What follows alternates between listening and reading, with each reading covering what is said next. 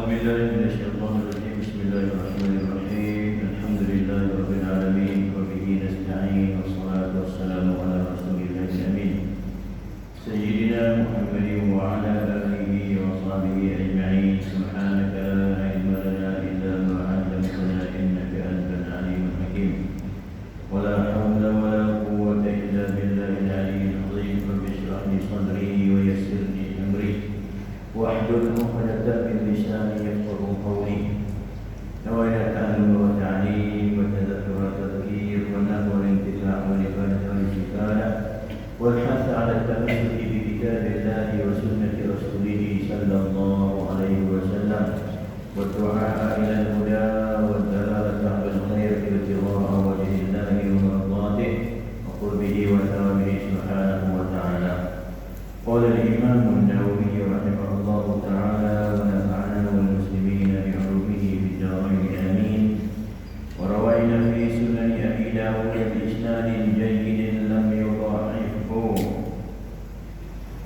عن أنس رضي الله عنه أن رسول الله صلى الله عليه وسلم قال: من قال حين يصبح أو يمسي اللهم إني أصبحت أشهدك وأشهد حملة عرشك وملائكتك وجميع خلقك أنك أنت الله الذي لا إله إلا أنت وأن محمدا عبدك ورسولك وأن محمدا عبدك ورسولك أعتق الله روحه من النار. فمن قالها مرتين أعتق الله نصفه من النار. ومن قالها ثلاثا أعتق الله تعالى ثلاثة أرباعين. فإن قالها أربعا أعتقه الله تعالى من النار. إلى آخره. Baik tuan-tuan, sebelum kita masuk kepada paragraf yang kedua 117 tu, situ kan muka surat 134, nak tengok atas tu sikit dalam sanadnya tu. Kita berhenti kat situ. Dalam pertemuan yang lalu kita ambil dah cerita tentang hadis man qala hina yusila raditu billahi rabban wa bil islam dinan wa bi muhammadin sallallahu alaihi wasallam nabiyya. Ada riwayat lainnya dengan rasulullah nabiyya wa rasulah. Kana haqqan 'ala Allah ta'ala an yu'tiyahu, maka berhak atas Allah Ta'ala, maksudnya dia berhak mendapat redha Allah Subhanahu wa Ta'ala. Ini yang kita dah sentuh dalam pertemuan yang lalu. Baik, tengok 134. Dalam sanadnya terdapat perawi yang bernama Sa'ad ibnu Mirzaban Abu Sa'ad al-Baqal al-Kufi, hamba Huzaifah bin al-Yaman. Dia dhaif menurut kesepakatan para ulama. Jadi perawi yang bernama Sa'ad ibnu Mirzaban Abu Sa'ad al-Baqal al-Kufi, yang juga merupakan hamba pada Huzaifah al-Yaman tu. Jadi dari tabi'in tabi'in. Huzaifah al-Yaman sahabat Nabi sallallahu alaihi wasallam.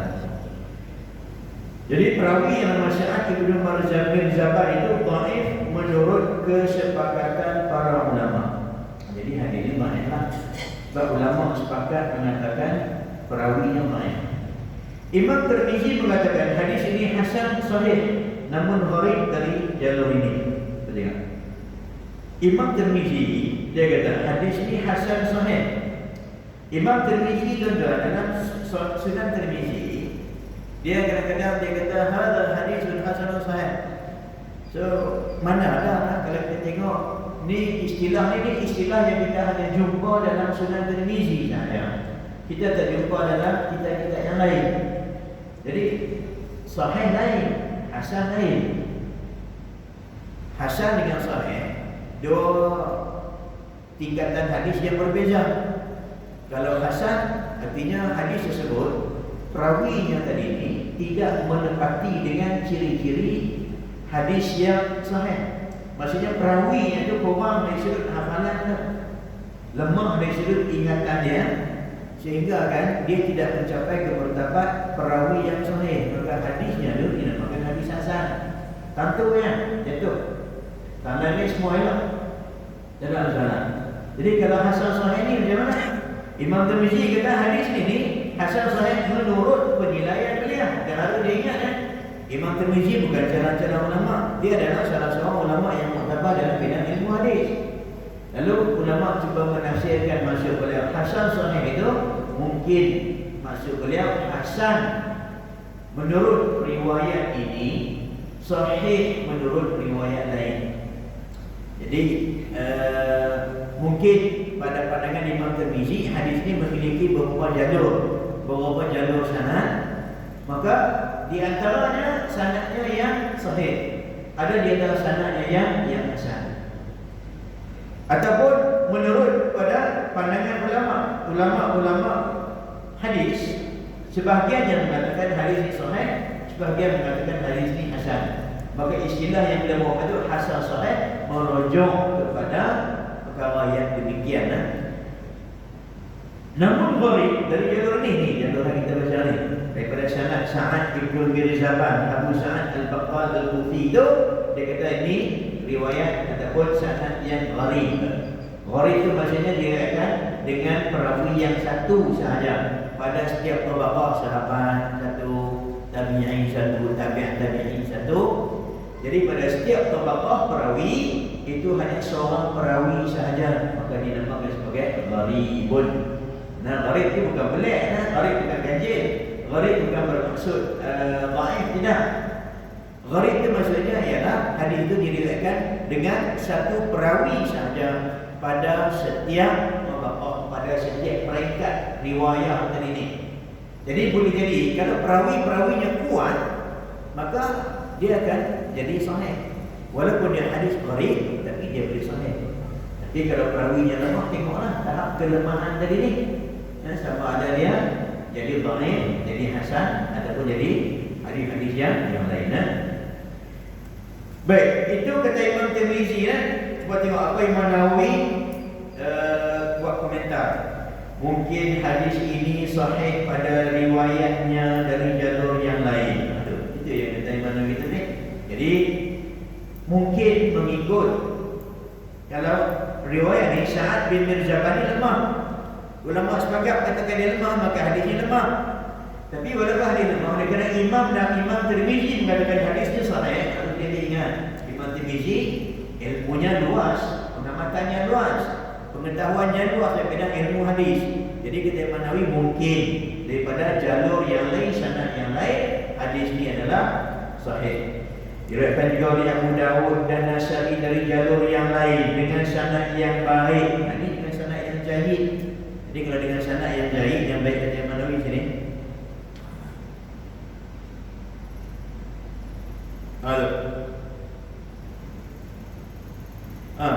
Biasani dan jayidah. Jadi Imam Nawawi guna wa qad rawahu Abu Dawud dan Nasa'i biasani dan jayidah. Diriwayatkan oleh Abu Dawud dan juga Nasa'i dengan sanad-sanad yang baik. Artinya banyak tu, bukan satu Abu Dawud satu, Nasa'i satu, dua.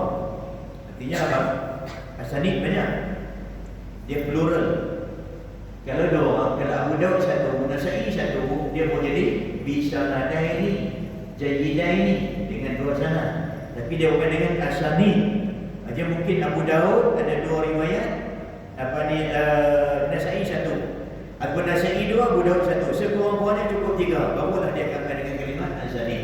Artinya dengan ada riwayat yang lain, sekurang-kurangnya tiga jalur, sehingga dia dikatakan sebagai dengan tiga jalur yang baik dan elok, yang kuat dari seorang pembantu Nabi sallallahu alaihi wasallam.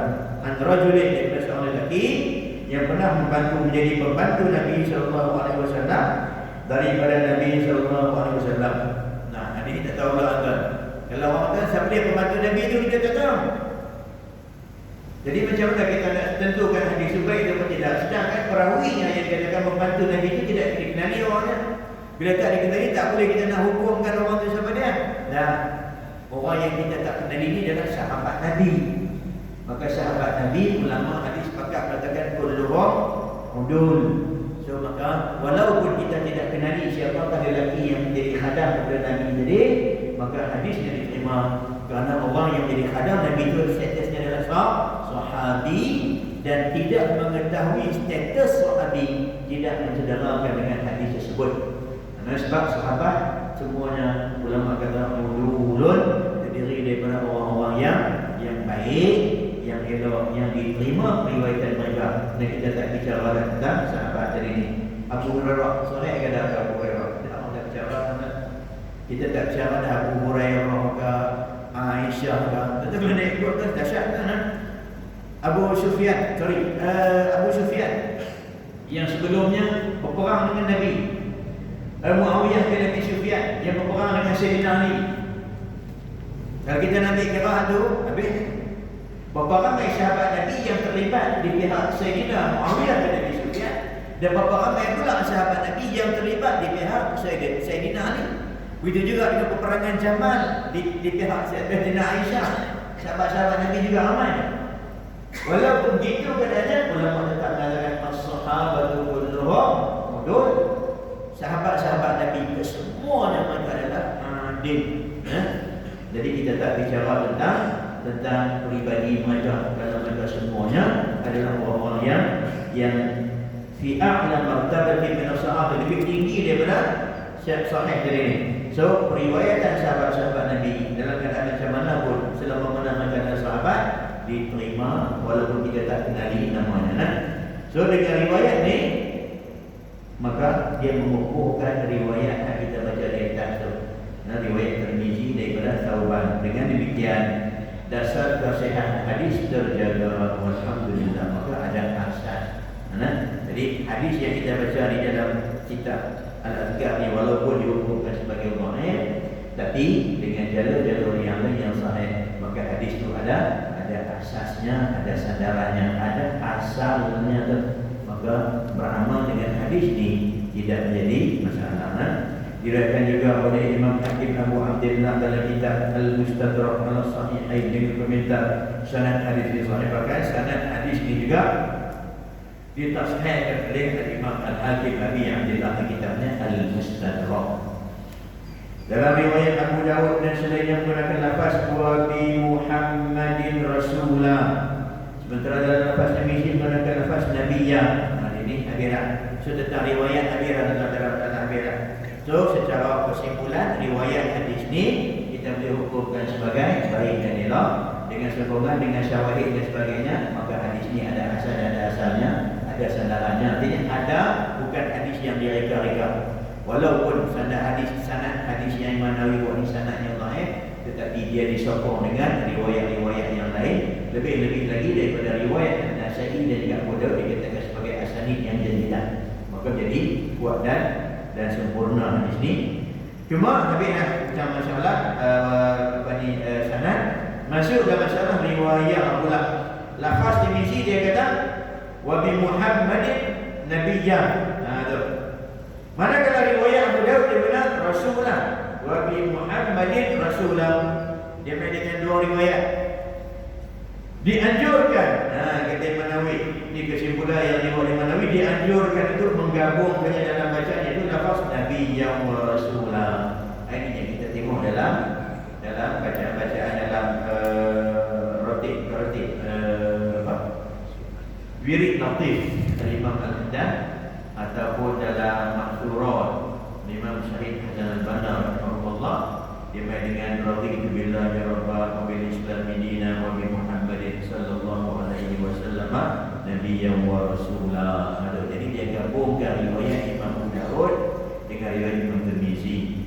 Tapi kalau diringkaskan salah satu boleh tak pakai? Saya tak pakai dua, Ustaz. Nak pakai satu je, nabiyyan saja ataupun Rasulullah saja boleh tak? Berarti telah mengamalkan hadis cukup dah kata. Kafa dan mencukupi dah kita beramal dengan wayang warid dalam hadis Nabi.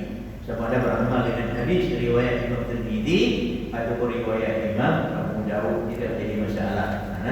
Kita sebut pun Nabiyya pun boleh, Muhammadin Nabiyya, ataupun dengan Rasulullah saja, itu sudah mencukupi dan sudah pun berhasil dalam zikir yang dimaksudkan pada bab ini. Habis itu kemirian kata Rasulullah Nabi Dawud dengan sanad yang baik dan tidak didhaifkan daripada Anas bin Malik radhiyallahu anhu bahwa Nabi sallallahu alaihi wasallam bersabda. Habis masuk ke hadis yang baru. yang diriwayatkan dalam Sunan Abi Daud dengan sanad yang baik, lam yudha'ifu, yang tidak didhaifkan oleh beliau.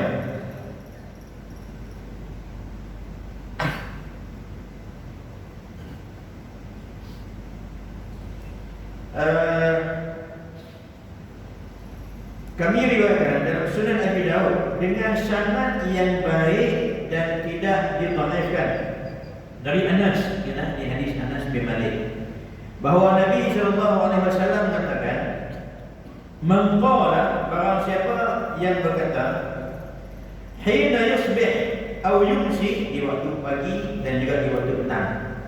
Tuan-tuan, Imam Nawawi kata hadis ni sanad yang baik yang tidak didhaifkan. Jadi salah satu daripada manhaj Imam Abu Dawud dalam penulisan kitab beliau ni, Sunan Abi Dawud, dalam kitab dia tulis, dalam kitab risalah, risalah ila ahli Makkah, dalam surat yang dia tulis kepada penduduk Mekah. Ketika penduduk Mekah tanya dia, macam mana dengan hadis-hadis yang terdapat di dalam kitab hang ni, status dia macam mana? Kita nak tahu tak? Hadis dalam Bukhari jelas, sebab Bukhari meletakkan syarat yang paling tinggi. Dia hanya mengeluarkan perawi-perawi yang sahih sahaja. Maka seluruh hadis-hadis asal, hadis-hadis utama dalam Sahih Bukhari itu sahih. Sama juga dengan Imam Muslim, dia meletakkan syarat sahih untuk perawi-perawi yang sahih sahaja yang dimasukkan dalam kitab beliau itu, hadis-hadis dari perawi yang sahih sahaja. So kedua-dua kitab ni jelas. Abu Daud macam mana kita? Hadis sahih dia macam mana? Maka dia pun jelaskan kitab ini dan juga kedudukan hadis-hadis dalam kitabnya. Ada sahih, ada hasan, ada dhaif. Cuma dia kata, mana-mana hadis yang aku tidak sebut sebagai dhaif, artinya hadis itu hadis yang baik, hadis yang kuat. Itu dia punya clue dari situ, kata Imam Abu Dawud. Imam Tirmizi dia sebut kitab hadis aku ni, Sunan Tirmizi, mengumpulkan hadis-hadis yang semuanya diterima pakai oleh ulama. Semua ulama-ulama hadis, tidak ada satu hadis pun yang ditolak oleh ulama. Maksudnya, dalam kitab Sunan Tirmizi itu, daripada awal sampai habis, kalaupun imam lain tak pakai, ada orang lain yang ambil. Contoh, Imam Syafi'i tak beramal dengan hadis ni. Bagi pandangan dia, hadis ni tidak boleh dijadikan sebagai hujah. Tapi ada ulama lain yang pakai. Mungkin Imam Malik ke, ataupun Imam Abu Hanifah ke pakai. Contohlah. Jadi tidak ada ulama yang menolak. Kalau yang menolak tu ulama ni, ulama lain akan jadikan hadis itu sebagai sandaran hukum mereka. Artinya ada orang yang menggunakan hadis itu pada pandangan mereka sebagai hujjah dalam menentukan hukum. Kecuali beberapa hadis sahaja. Beberapa hadis itu kena tengok balik. Antara 4 hadis itu disebut. Yang pertama, orang yang mencuri. Kali pertama dia potong tangan kanan, kali kedua dia potong tangan kiri, kali ketiga dia potong kaki, kali keempat, kali berapa 5, Nabi kita potong tekuk, ada curi juga. Ada hadis tu. Adalah tengok lagi 3 buah hadis. Saya tak ingat soal lebih tepat disebut dalam Mukadimah Tirmizi juga. Ini antara hadis-hadis yang ulama sepakat kita tidak beramal dengan dia. Mungkin disebabkan dalam masuk dia punya salahiyah atau hukum dia tu diangkat, ataupun ada hadis lain yang lebih kuat yang memang ada disebut tolak dan sebagainya. Ini Imam Tirmizi punya kitab. Ada Abu Daud, dia letakkan syarat mana-mana hadis yang tidak dhaifkan dalam kitab ni, maka hadis itu sanad yang baik. Sebab orang-orangnya sanad. Kita.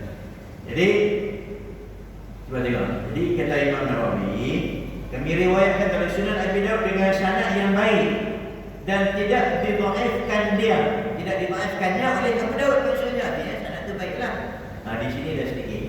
Hadis mana ni? Hadis Anas bin Malik ni, hadis Anas yang kita baca ni, hadis Anas. Sini ada sedikit apa yang kita kata komentar daripada Imam Ibn Hajar Al-Asqalani dalam Takhrij Al-Adhkar. Dia kata memberi hukum sebagai hadis ni, sanad hadis Anas sebagai baik fihi nazar, dia kata. Itu ada sedikit perlu diperhatikan baliklah sesuatu yang gitu. Sebab apa? Sebab Abu Dawud dia tak dhaifkan hadis ni mungkin disebabkan kerana ada jalur lain, ada sanad lain yang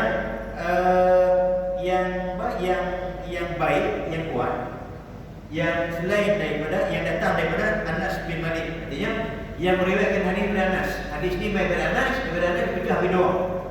Hak yang sanad yang kita baca hari ni, hadis ni tak boleh kita baik, sanad dia baik. Tapi budak dia, sebab apa budak dia?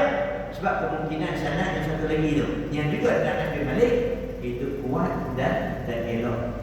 Maka sebab tu kesimpulan keseluruhannya, kesimpulan umum yang dibuat oleh Ibnu Hajar Al-Asqalani dalam hadis ni, dia kata hadis ni martabatnya hasan. Sebab kalau baik tentang jadi dengan sanad yang baik, kalau jadi itu maksudnya kuat lah. Dia akan pergi pada sahih. Sekurang-kurang dia akan pergi sahih. Tapi pada pandangan Al-Imam Ibnu Hajar Al-Asqalani, hadis ni dia tak sampai ke pada sahih. Dia hanya hasan sahaja. Jadi dia nak beri komentar sedikit kepada kalam Imam Nawawi tu yang mengatakan sanad yang baik tadi ni. Teliti dia pada ulama teliti istilah-istilah macam tu. Sebab kalau Imam Nawawi kita baik maksudnya perawi-perawinya semua itu sahih. Tak macam tu dia kata. Tak macam tu. Hadis ni dia ada sedikit perawinya yang agak lemah sedikit. Tapi macam apa budak dia? Budak dia sebab dia main dengan jalur yang lain, yang kuat. Sejalur ni yang jadi kita sebagai jadi syawahid, jadi mutabahat kepada hadis ni sehingga dia naik martabat dia tu. Jadi kita nak kata dia baik tak boleh lah. Sebab dia ada sokongan daripada sanad-sanad yang lain dengan hadis yang sama, maka dia naik ke martabat hasan. Kata Imam Ibnu Hajar Al-Asqalani. So dari sudut periwayatan hadis, sudut riwayahnya, dari sudut sanadnya hadis ni baik. Maksudnya baik dari sudut boleh beramal dengannya, tak salah kan? Pasal apa tuan-tuan? Pasal apa? Pasal hadis ni menawarkan sesuatu yang amat bernilai tanah, sesuatu yang amat tinggi gitu. Jadi pada pandangan ulama hadis, sekurang-kurangnya hadis ni kita katakan hasan. Bila hasan boleh kita amalkannya. Mungkin datang akan kata, oh senang, ambil segar dan itu tengoknya. Pasal tawaran dalam hadis ini sangat-sangat menggiurkan kepada dia. Man qala hina yusbihu aw yumsi, barang siapa yang mengucapkan di pagi hari ataupun di petang harinya, Allahumma inni asbahtu ushiduka wa ushidu hamalata arshika wa malaikataka wa jami'a khalqika annaka antallahul alladhi la ilaha illa anta. Dalam kita ni nama alladhi dalam kita tetap dalam ayat kita cetakan saya ni adalah antallahul ladzi la ilaha illa anta ya. Ini terangan ini anta annaka antallahu la ilaha illa anta wahdaka la syarika lak wa anna muhammadan abduka wa rasuluk.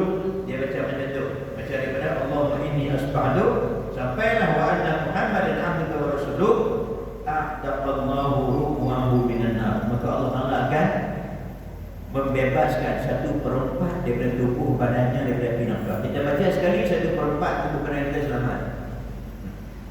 Baca 2 kali separuh daripada tubuh badan kita selamat daripada api neraka. Baca 3 kali 3/4 badan kita dibebaskan. Baca 4 kali seluruh tubuh badan kita dibebaskan daripada api neraka.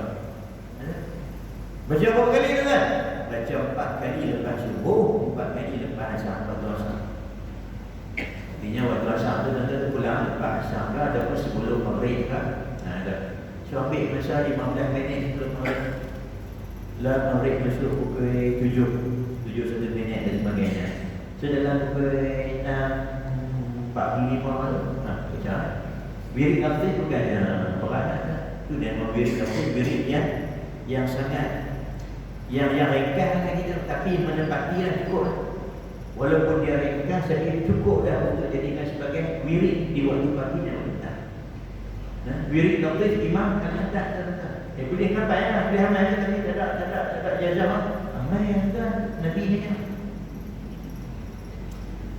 Al-Habib Abdullah Habib Muhammad Habib Muhammad yang main di Johor tu. Habib Muhammad Haddad. Waktu dia bagi kat kita, dia kata Al-Imam Abdullah Haddad, dia kata Imam Abdullah Haddad dia kata dia dah bagi semua.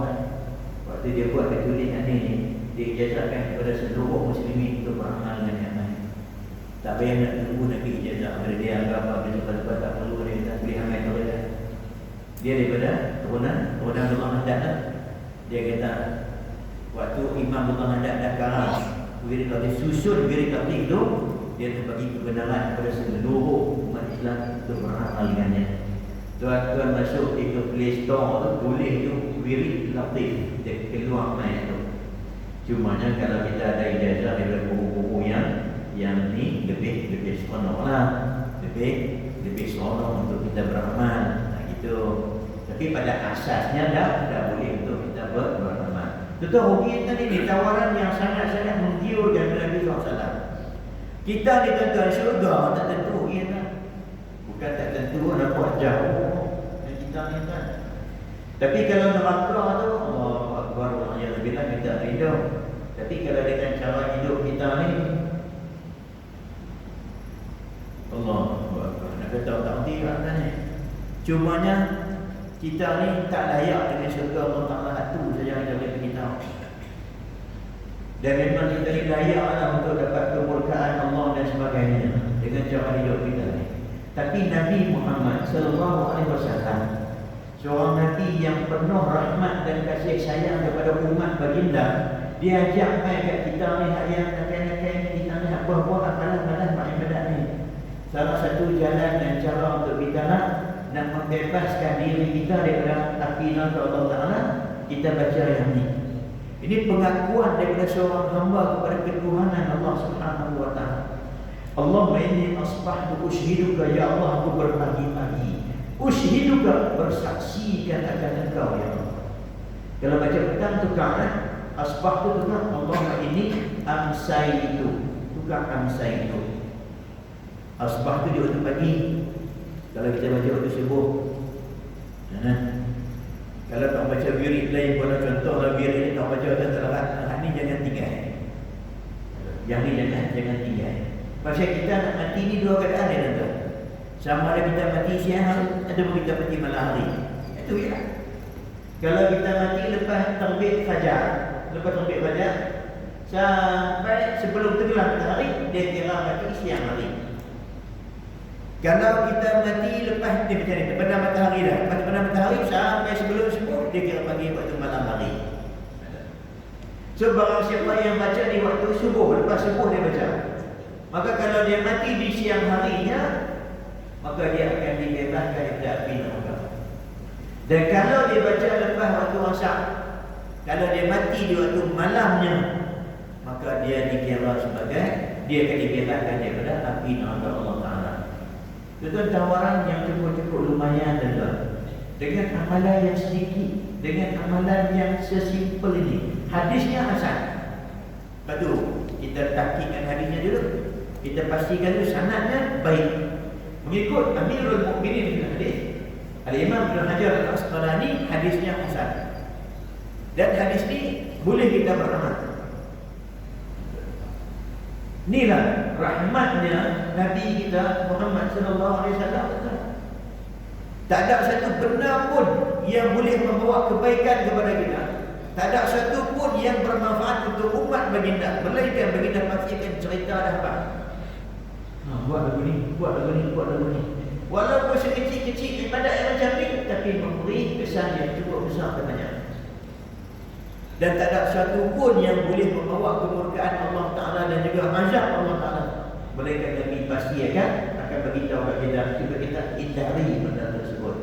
Inilah yang Allah Ta'ala wabil bil mu'minina raufur rahim. Nabi ini seorang yang sangat raufur rahim, penuh kasih sayang, rahmat kepada umat baginda sallallahu alaihi wasallam.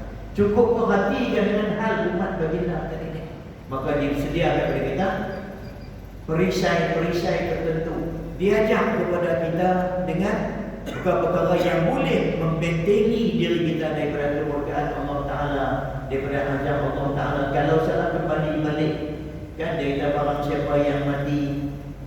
Di waktu pagi, siapa-siapa yang baca di waktu pagi tu kan, pas saya dulu istighfar tu, Allahumma anta rabbi la ilaha illa anta khalaqtani tu kan. Lalu saya dulu istighfar tu, orang siapa yang baca di waktu pagi, kalau dia mati, maka dia tidak akan dimasukkan ke dalam neraka Allah Subhanahu wa taala, dimasukkan ke dalam syurga Allah Taala. Barang siapa yang baca surah ayat kursi pada setiap kali lepas sembahyang fardu. Ada. Tentu jangan timbang benar kan. Lepas daripada habis sembahyang fardu tu pilih-pilih ke apa? Baca ayat kursi. Ada kena kopi berjaya dia.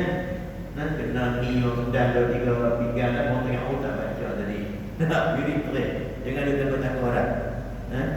Di setengah-setengah tempat kita tengok. Lepas habis dia pada sembahyang, dia baca istighfar. Kemudian dia baca Fatihah. Terus dia baca doa. Tak apalah. Kalau imam begitu, bagi mungkin dia imam tu tak habis. Dia jalan di mana-mana, dia baca ayat kursi. Terang-terang, ni kita mampu mengatakan. Berapa ramai sangat yang baca. Jadi jangan tinggalkan ayat kursi. Pasal nanti kita barang siapa yang baca ayat kursi pada setiap kali lepas sembahyang fardu, lam yamna'hu min dukhulil jannah illa al-maut. Tidak ada sesuatu pun yang dapat menghalangnya masuk syurga Allah, melainkan kematian. Artinya apa? Dia belum matinya lagi. Kalau dia mati, dia secaya dia masuk syurga Allah. Itu jaminan daripada Nabi sallallahu alaihi wasallam. Jadi Nabi ajak kita dengan perkara yang semuanya mendatangkan faedah kepada kita sebagai umat baginda. Salah satunya bacaan ini ya. Man qala hina yusbihu aw yumsi, barang siapa yang mengucapkan di waktu subuh dan di waktu petang hari. Kalau tak sempat petang, bawa kita maghrib artinya baca, jangan tak baca langsung. Allahumma inni asbahtu ushiduka, ya Allah sesungguhnya aku asbahtu berpagi-pagi, di pagi-pagi ini ushiduka, bersaksikan akan engkau ya Allah, wa ushidu hamalata arsyika, bersaksikan kepada malaikat-malaikat yang menanggung aras engkau ya Allah. Ada malaikat yang tanggung aras. Ulama kata aras ada 4 tiang. 4 tiang. Ulama sebut aras itu bentuk macam kubah. Dalam kita ada bentuk kubah. Jadi ada 4 tiang. Setiap satu itu ditanggung oleh satu malaikat. Contoh malaikat tanggung orang sama atau sebab aras ni paling besar. Makhluk yang paling besar sekali arasnya. Jadi besok-besok siapa yang dapat naungan aras Allah Ta'ala ni, dia tak akan terancam di yaumul mahsyar. Ketika orang dalam keadaan huru hama hari kiamat, keluh kesah dan sebagainya macam keadaan, tapi ada segolongan manusia, 7 golongan manusia yang akan berada di bawah naungan aras Allah Ta'ala dalam keadaan yang penuh kenikmatan, penuh keselesaan, penuh ketenangan, tanpa rasa takut dan keluh kesah. Jadi kita bersaksikan dengan Allah Ta'ala sendiri, bersaksikan dengan malaikat yang menanggung arasnya. Tapi di hari akhirat besok akan ditanggung oleh 8 orang, 8 malaikat. Wa malaikataka, dan seluruh malaikat-malaikat engkau ya Allah. Berapa banyak malaikat Allah, hanya Allah Ta'ala saja yang mengetahui. Aku bersaksikan engkau ya Allah, bersaksikan penanggung aras engkau, bersaksikan malaikat engkau. Wa jami'al khalqika, dan bersaksikan seluruh makhluk engkau. Kita baca di rumah kita, lantai rumah kita, tiang rumah kita, ada segala-gala makhluk yang besok boleh jadi saksi. Kan waktu kita berazan kan Nabi kata kalau boleh kamu lakukan azan dengan suara yang lantang, kuatkan suara tadi ni supaya didengari oleh makhluk-makhluk yang lain, bangunan-bangunan, pohon-pohon, pokok-pokok dan sebagainya, semua yang dengar suara azan kita, supaya besok semuanya jadi saksi tentang kita di akhirat kelak, jadi saksi pada kita yang kita di dunia dulu melakukan azan, mengajak orang datang menunaikan ibadah salat. Kerana orang yang besok ni, orang yang melakukan azan termasuk antara golongan yang dapat mendapat nikmat dan juga mendapat ganjaran yang besar di sisi Allah Taala. Jadi makhluk, seluruh makhluk yang dengar tu kan jadi saksi kepada Allah. Ini kita menyaksikan, kita bersaksikan kepada seluruh makhluk wa jami'al khalqika annaka antallahu, bahwasanya engkau lah ya Allah, la ilaha illa anta wahdaka la syarika lak, engkau lah Tuhan, la ilaha illa anta, tidak ada Tuhan yang sebenarnya, yang layak disembah, yang Tuhan yang di tempat pergantungan manusia. Illa wahdaka la syarika, melainkan Engkau ya Allah, wahdaka, yang tidak ada sekutu bagi Engkau. La syarika, wahdak yang maha tunggal, la syarika, tidak ada sekutu bagi Engkau. Wa anna Muhammadan abduka wa rasuluh, dan aku bersaksi. Maksud sama ni, aku bersaksikan akan Engkau ya Allah, akan segala malaikat penanggung aras, seluruh malaikat-malaikat Engkau dan seluruh makhluk-makhluk Engkau ya Allah, bahwasanya Muhammadan abduka wa rasuluh, bahwasanya Nabi Muhammad itu adalah makhluk atau abduka, hamba Engkau, dan juga utusan Engkau. Dan ini kunci syurga, ya. Yang kita lagi kunci syurga tu, la ilaha illallah Muhammadur Rasulullah, tu kuncinya. La ilaha illallah, satu kata Muhammadur Rasulullah, satu lagi. Kalau kita ucap la ilaha illallah saja, tak mengaku dengan Muhammad Rasulullah, tak jadi, kita tak mau dengar ya. Mengaku ni, asyhadu an la ilaha illallah, sujud sampai berlekuk dai-dai, memang yakin sungguh hanya Allah Ta'ala sahaja Tuhan yang bersifat dengan uluhiyah dan rububiyah. Tidak ada syirik baginya, tidak ada sesuatu pun yang menyamai dengannya. Tolak semua hal lain kat saya, hanya tunduk dan patuh kepada Allah Ta'ala sahaja. Tapi dia tak mau mengaku dengan wa asyhadu anna Muhammadar Rasulullah. Tak pakai tak pakai. So jangan ditinggalkan apa tu. Jadi Muhammad Rasulullah itu adalah anak kunci syurga, sama dengan la ilaha illallah. Artinya apa? Dua kata apa?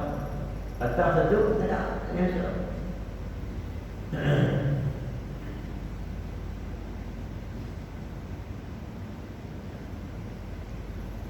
Pendek tak banyak. Jadi ubah kan. Kalau kita baca di waktu petang, ubah asbah tu ubah kepada amsaitu. Ya Allah, aku berpetang-petang. Kan Nabi sebut dalam sebuah hadis, kan sampai satu masa, satu keadaan di mana manusia pagi-pagi, siang harinya beriman, malam harinya kufur. Malam harinya beriman, esok pagi kufur kepada Allah Ta'ala. Fitnah yang cukup dahsyat yang berlaku di zaman-zaman tersebut, sehingga kan kekufuran hari ini, fitnah terhadap agama yang main itu kita tak sedar juga. Dia main seperti mana malam gelap. Kita malam gelap sedar ada. Kita nak kadang-kadang malam sedar. Gelap dah. Gelap dia tu. Sedar-sedar cerah lain. Artinya pertukaran malam dan siang tu tak disedari oleh kita. Dia main macam tu. Di malam yang gelap kita. Tetapi malam gelap tu dia kena seluruh alam semesta. Siang pun kena seluruh alam. Macam tu lah fitnah yang ada zaman.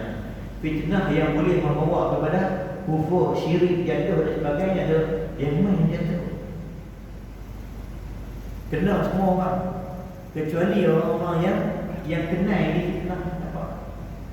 Lepas tu hati-hati kita dengan kawan-kawan ada teman yang ada ini, yang boleh menggugat akidah kita. Sebab besok di akhirat dulu, besok yang nak guna pakai itu adalah akidah ni yang nak selamatkan kita. Salah di sudut akidah, habis hancur segala-galanya. Sebab tu kena yang Allah Ta'ala sungguh-sungguh, kena mengaji, kena belajar, kena yang Allah Ta'ala sungguh-sungguh. Tu yang kita cuba nak baca kitab Masail Tauhid karangan Tuan Guru almarhum Tuan Guru Haji Masyarakat Makati. Mudah-mudahan petilah juga tentang persoalan Tauhid dari persoalan kita.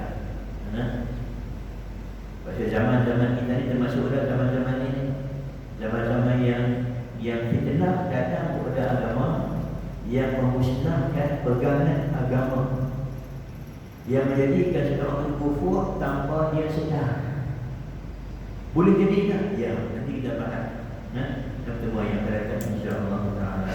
Dengan kaitan kita tetap, mudah-mudahan kita boleh beramal dengan hadis Nabi ini, dan mudah-mudahan kita dapat kebaikan daripada apa yang ada manfaat teman kita pada malam ini. Yang baik daripada Allah Taala, salah-salah dan berdoa. Aku lalu lihat dan rasulullah alaihi wa sallam.